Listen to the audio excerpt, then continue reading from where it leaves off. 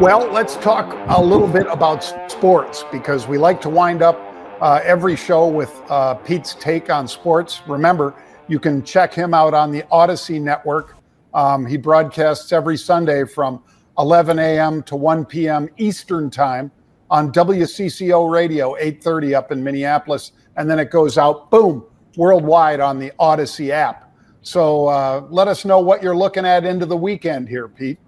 Yeah, as we're here on Thursday, obviously, and we've got games tonight. We got games on Friday. We got games on Saturday. I saw a stat the other day, John, that said that the other day was the last day before we go for I think 50 straight days or something like that of football being on television, whether it's college or pro or whatever. It's absolutely amazing this time of year, and a lot of people excited about that. But the Big Ten and the SEC, everybody talks about them all the time. What are they going to do next? What are the big two going to do next? And they've got this joint advisory group that includes the ADs, the presidents, the all sorts of different folks involved in each of these big schools that are out there, right? And it's something that I think could be very, very interesting because the Big Ten and the SEC are truly trying to take over if they can, and they're getting closer and closer. And the latest is this partnership, and one of the things that they want is, hey, we need a guarantee that we get 8 different bids of different schools that are going to be in that big playoff, right? And that's huge, John. You got a 14-team playoff. You get 8 of them coming from the Big Ten and the SEC as a guarantee. That's going to be a very interesting partnership. Are they running for money? Absolutely. They are going for the gold, man. These guys are all going after it. There's a couple of other different strategies that folks have talked about out there, John, where you go into these mini conferences. So instead of these conferences getting bigger, you go around and you create 12 of them with only 4 schools in there. I don't think that's going to get the traction. I think what's going to probably happen is the Big Ten and SEC, they're going to have to agree on one thing that they haven't yet, which is they're going to have 9 conference games scheduled. So not all these other games off to the sides that everybody has and extended and all that. You're going to have to basically play the majority of your conference that way. So you get a big chunk of that. So that's one of the things the SEC hasn't gotten there yet. The Big Ten already does that. I don't think that's going to be something that's going to slow this down. But John, when I was looking at the dollars that they're talking about for, all of the football rights, but specifically even in the playoff, this is a money grab, and they are going after it in a big way. College sports are changing every single minute, and this is just another great example of that.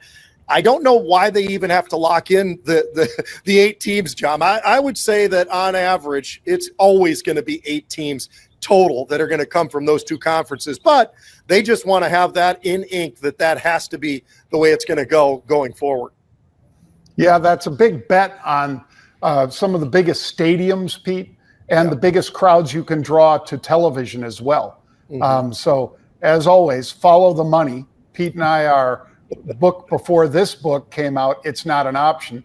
The book before that was Follow the Smart Money. Well, smart money would be saying a Big Ten SEC combination on, again, not combining those networks yet, but combining or working schedules out so that they can see, for instance, Ohio State versus Alabama and that sort of thing without it just being in the college football playoffs.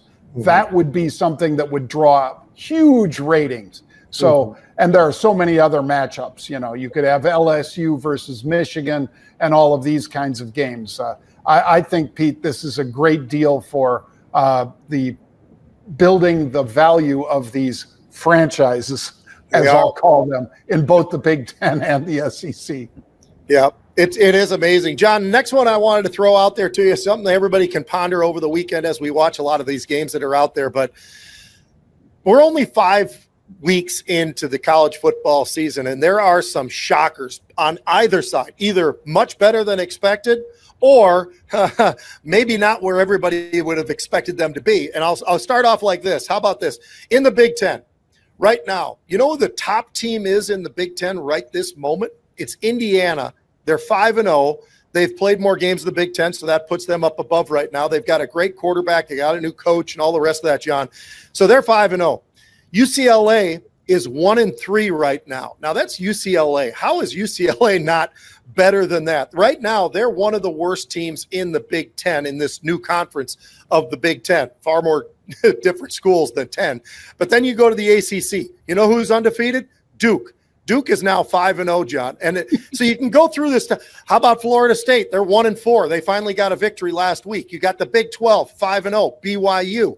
What a team that nobody was talking about early in the season at all. And here they sit in the Big 12 at 5-0. Kansas, who was ranked in the top 20, they're 1-4. So there's some ups and some downs. How about the SEC? Missouri's 4-0. Now, you and I both like that team.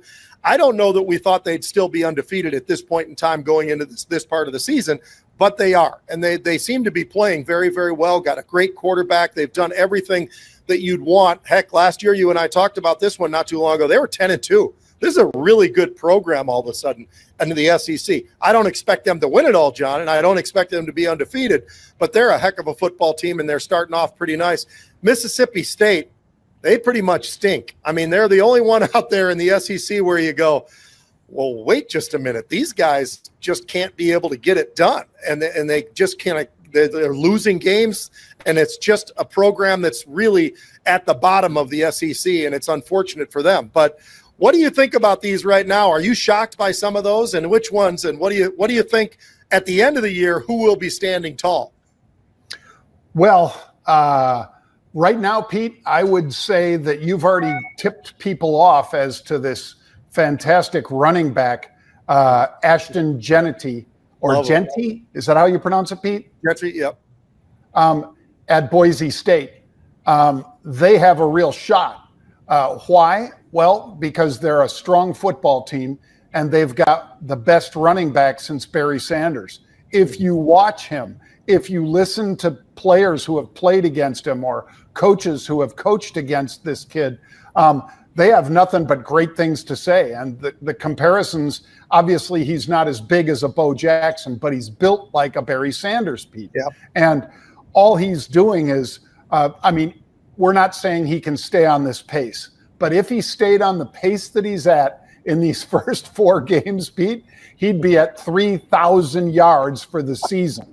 Could you imagine? I mean, honestly. Yeah. I mean, so they're definitely in the conversation for the college football playoffs.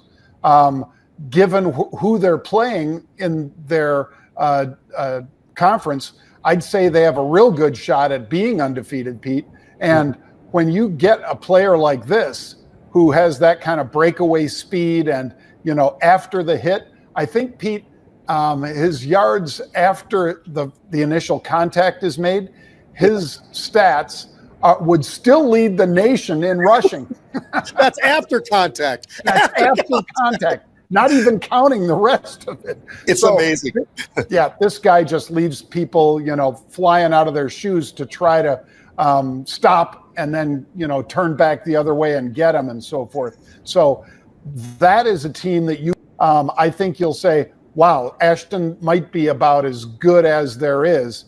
And I think a lot of people, Pete, wouldn't want to play a defense against this kid.